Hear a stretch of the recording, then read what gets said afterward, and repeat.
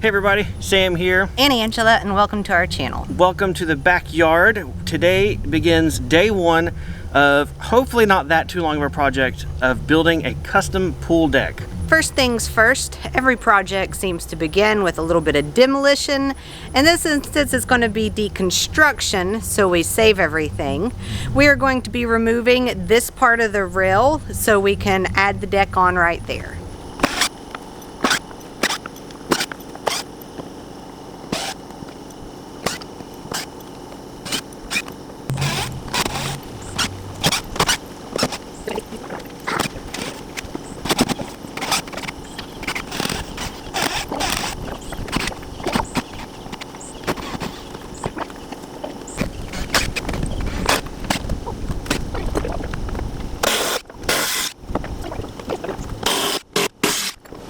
Deconstruction is complete and now we can begin building the new deck. I'm going to attach a ledger board right here to the front face of our existing deck. This one already has, I think it's two 2x10s bolted together like a beam. I'm going to attach another 2x6 to this one and then bolt them all together with 1/2 inch galvanized carriage bolts. From here, once we have our ledger board in place, we'll then be able to find our length for our floor joist or deck joists, then calculate the height for our beam, post, and foundations below it. We're gonna pick it up to the deck. That way it's flush once we add the rest of everything.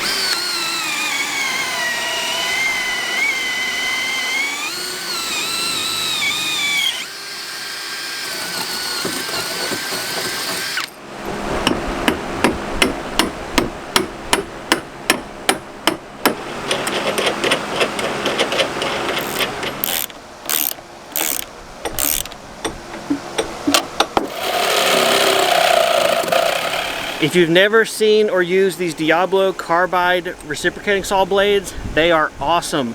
It just zips through these bolts like butter.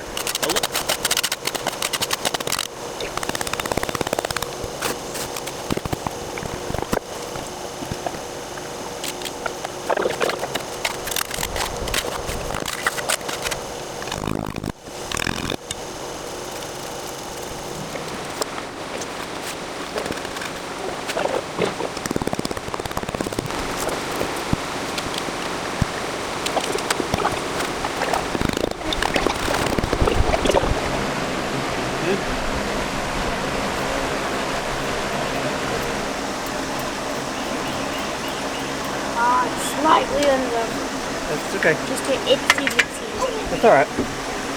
There's a little bit of wiggle room when building stuff like this. Alright, I'm flipping this over. We'll do this last one.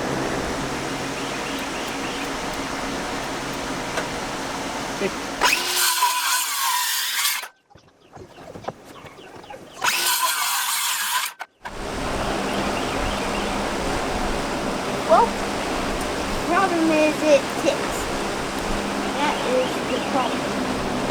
So we have 3 of our post blocks in place, and what we decided to do for our foundation, since these are sitting right on top of our pool base, that is a compacted layer of rock. We just excavated out the sand from the top of it, got to our rock layer, packed it tight and level, put the blocks on top, and then backfilled the sand around it, around the edges.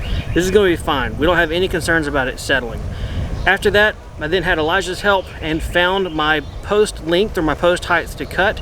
We did that using two different level method. It's definitely in a situation where having his help was very helpful. Next thing I'm going to do is make my 2x6 10-foot long beam that's going to go on top of those posts that eventually my deck joist will rest on top of.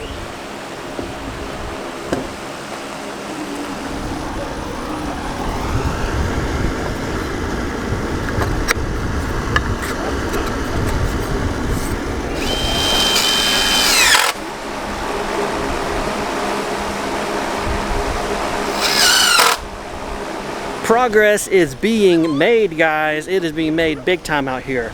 Our first post and beam is done.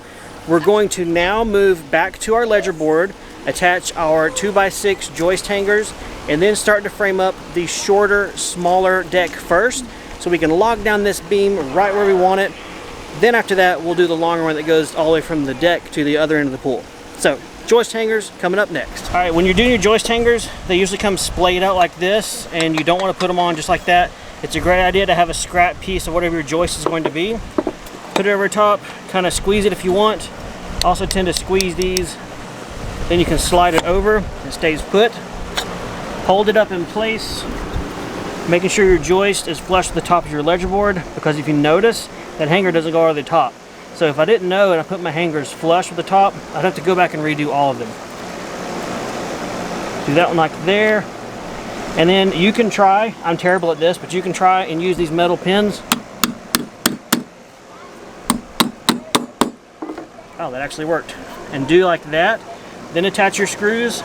But usually what I will do is hold it in place and screw it. But since the pins worked, we will use the pins this time.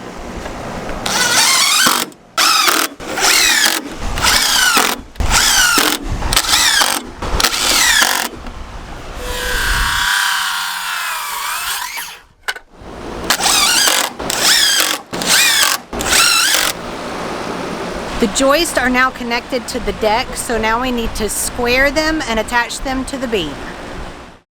Alright, to square the joist first, I'm using my combination speed square, holding it up against the beam, tilting it up against the board, and moving it until they match. Right there. Putting a pencil mark on my beam. Now we're going to take some of these hurricane brackets, we'll slide it up here, and move this over to where the pencil line matches the beam. And we're going to attach the screws through this bracket into the beam first. Now we're taking the level on the beam here, making sure it is plumb.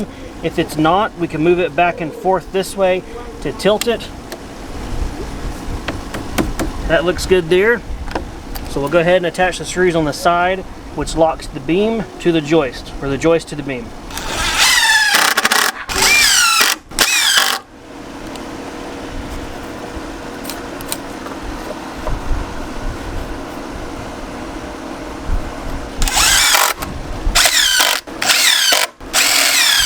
We have one last joist to attach. It's going to go out here, but I did not buy the right Simpson tie bracket to attach it right here. It's not a joist hanger, it's more of a corner brace. So this will eventually go here to finish out the deck, but for now it's getting slid up here. We'll change gears and move on to the rest of the build and come back with this once we go to the store, and then come back with that bracket.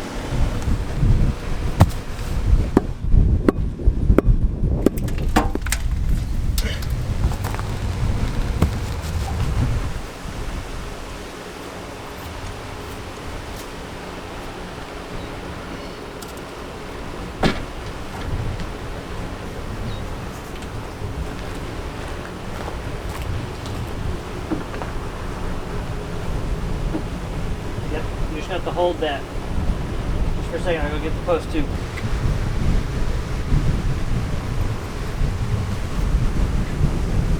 Alright.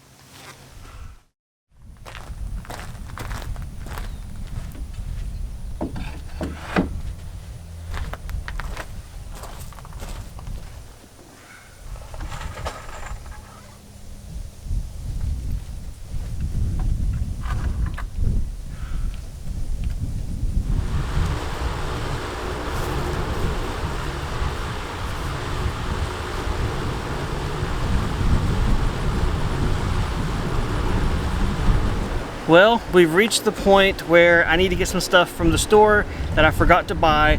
I've kind of been working around in circles and I'm back where I started. So it's time to stop and go to the store, and seeing that it's like 5:30, 6 o'clock, it's probably going to be it for today's work, if I'm being honest. Can I be honest? You can be honest. That being said, this is some pretty good progress. I feel really happy about this progress. We got the original deck deconstructed a little bit, our ledger board, our post and beam foundation, our joists are down, and this is why framing is really fun to do, because you get a lot of visual impact for, I mean, not so much physical work. Very true, very true. All right, sit tight, I'm going to the store. I'll see you guys in 1 second when I'm back with more stuff, which will probably be tomorrow, knowing how things roll.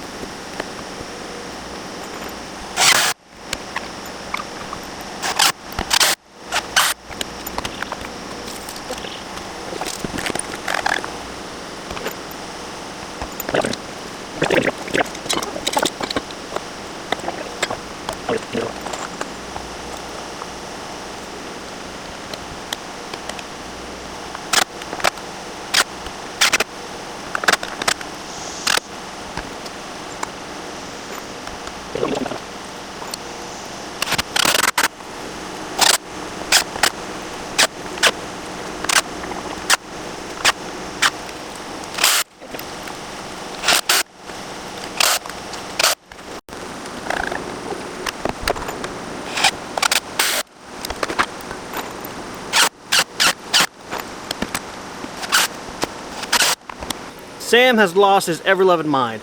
That's what you guys are all saying. He put the joist hangers on upside down. What is going on? The heat's gotten to him. Hear me out. In my mind, this is correct for this application. Here's why. We have the beam supporting the joists. The joists overhang those. I then want to put a ledger board or an exterior band board on the end. That band board is then going to have a lot of forces pushing down on it, and the only thing that would support it would be the screws themselves. With the joist hanger is supposed to hang and hold as forces are pushed down on the joist. In that instance, the ledger board is always rock solidly attached to your home or a structure. It is not the point that is concerned about moving. In this scenario, we've kind of reversed roles. The joist is on that beam. It is not moving. The piece that could move is that ledger board. So I put the joist hangers upside down. So as that ledger board gets pushed down, those hangers are going to pull on the joist, holding everything in place. So in this application, in my mind, in the world that makes sense to me, this is a correct use of the joist hangers. I know a lot of people are going to comment saying I'm wrong, but sorry, convince me otherwise, but you're not going to be able to. This is it. The end all be all. Yep. So, still try, but I'm not going to listen.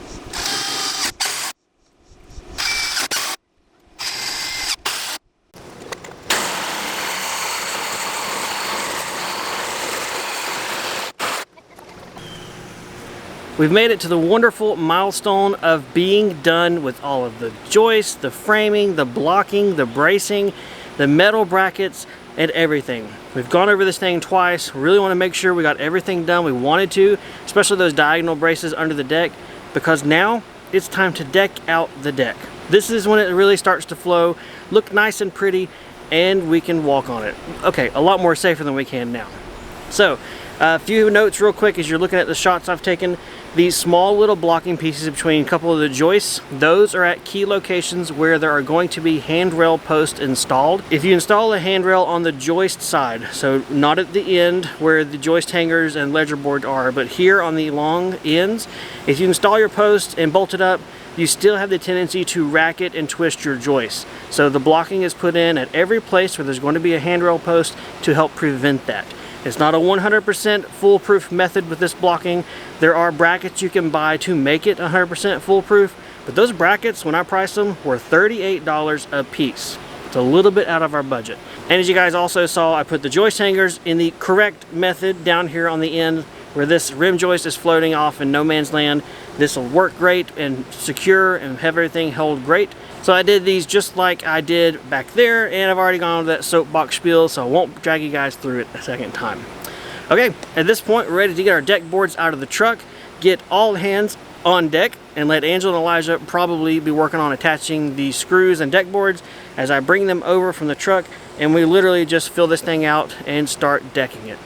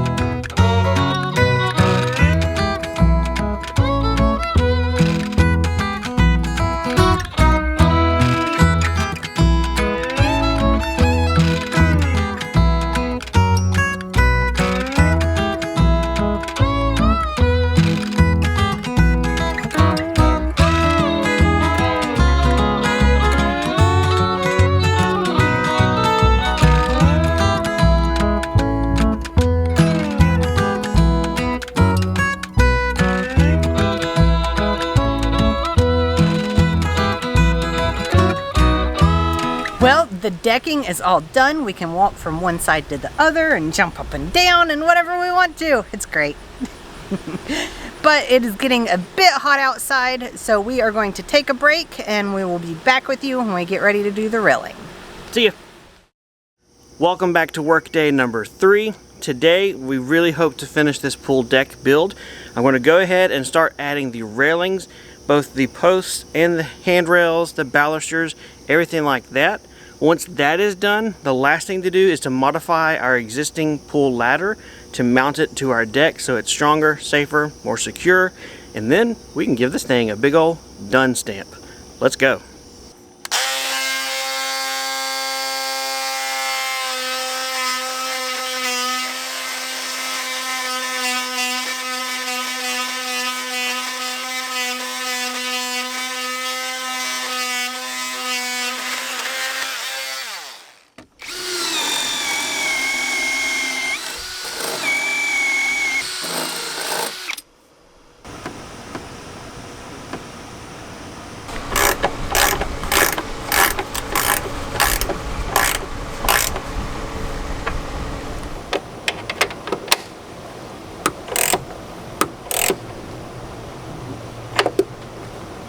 Done.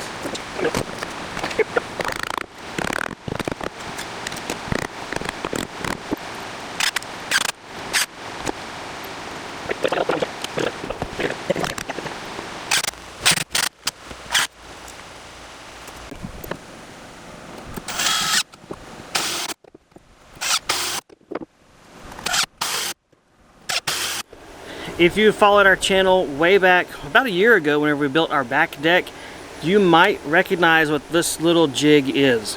This is a quick, down and dirty, easy thing you can make from scrap baluster spacer. It's easy to use. You just take it, hook it over your top rail, put your balusters, and space them as you go. One thing to note, however, if you are super picky about baluster spacing and you don't want any kind of variances on your last one, then you're going to measure the width of your posts, divide that by your balusters, and find your exact spacing. We will probably not do that. We will start closest to the house, work our way this way, and this last little bit, when we see one or two left, we'll kind of make up the difference and let it ride from there. We're not super picky about that one. But officially the correct way to space your balusters, measure your width, divide it evenly, mark it, and put your balusters there.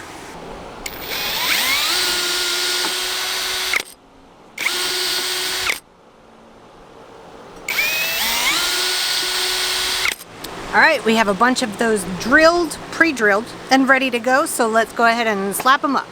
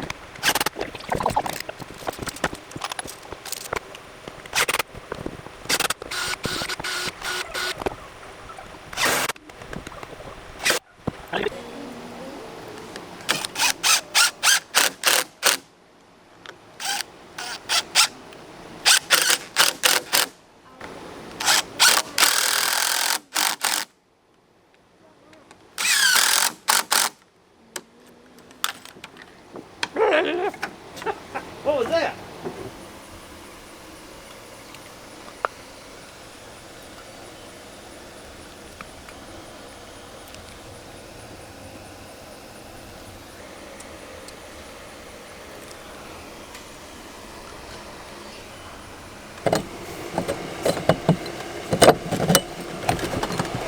Alright, go ahead and pick them up so we know the ladder's just on the deck.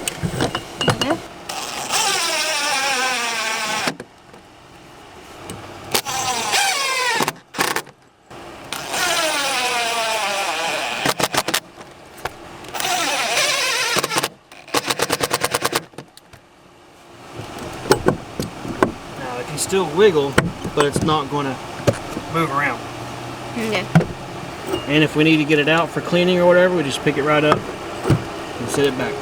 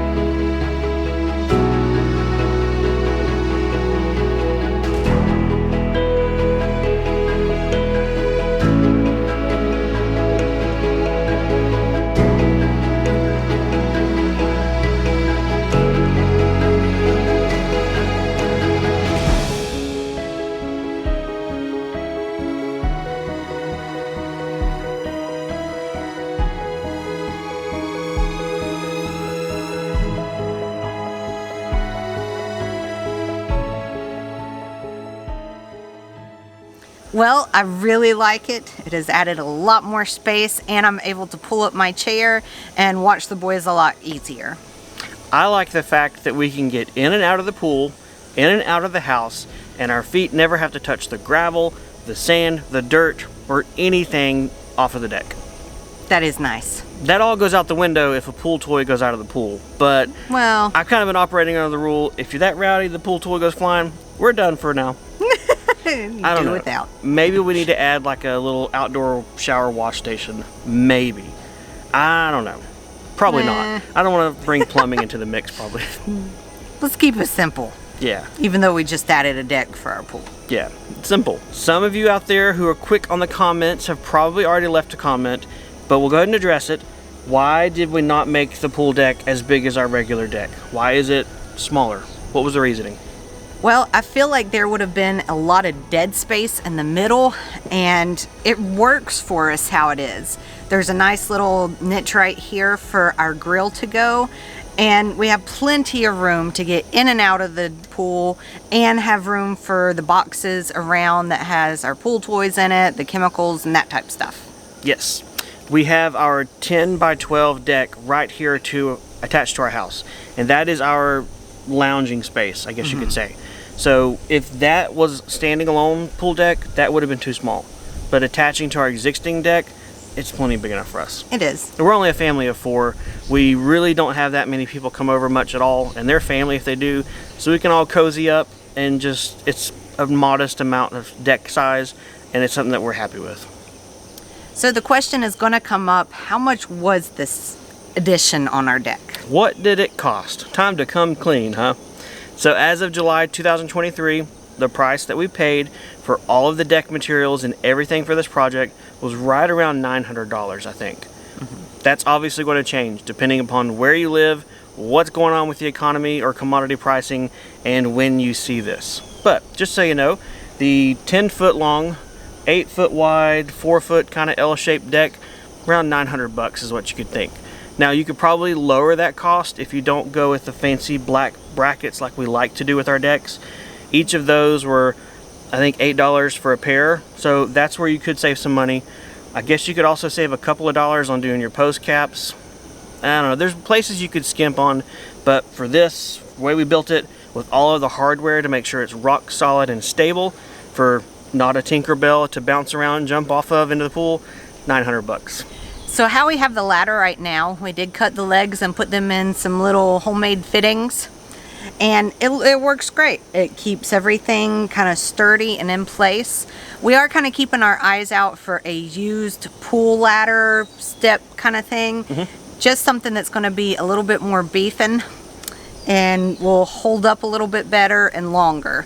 Okay, answer why in the world we got Shorty the railing. What's going on with the short railing? That was something custom for me. When I'm sitting at the edge of the deck right here, the old deck, looking towards the pool, the banister is like right at eye level to where you can't see like half of the pool. So we are all grown-ups and older kids that we felt safe doing this. Right now we have the pool box right there, so it's not like you're just gonna fall off the side or anything. So we felt safe doing that, and it's so I can see and watch the boys easier. Yeah, there was nothing more annoying before we had the pool deck built to sit here, have the kids playing in the pool or me in there, and then you're like constantly just like Yeah, really. it was very annoying. So, and like you said, yes, our children, both of them can swim. There's no one that comes to visit us. Our home is well off the road, so there's not going to be anybody that meanders along. So this is why this kind of deck situation with the pool works for us, and we feel like it's perfectly safe. That's just us though, so take it as you wish. Do yours how you want to do it. Hey, I guess if you really wanted to, you could put a big set of gates or something on the side right here with smaller kids. But you could. In a lot of places, actually, you'll probably be required to have something like that. Maybe your homeowner's insurance will make you have a gate and stuff like that. There's a lot of regulations that go into pools, especially in-ground pools. I think above-ground pools might be a little more of a gray area because they're temporary or they're portable in nature. So, I don't know. Check the regulations, check the laws wherever you live, and do what you feel is best. Well guys, thanks for coming along as we added on a deck for our pool. If you have any questions or comments, leave them below. Otherwise, we'll see you guys next time on the homestead. See you guys. Bye.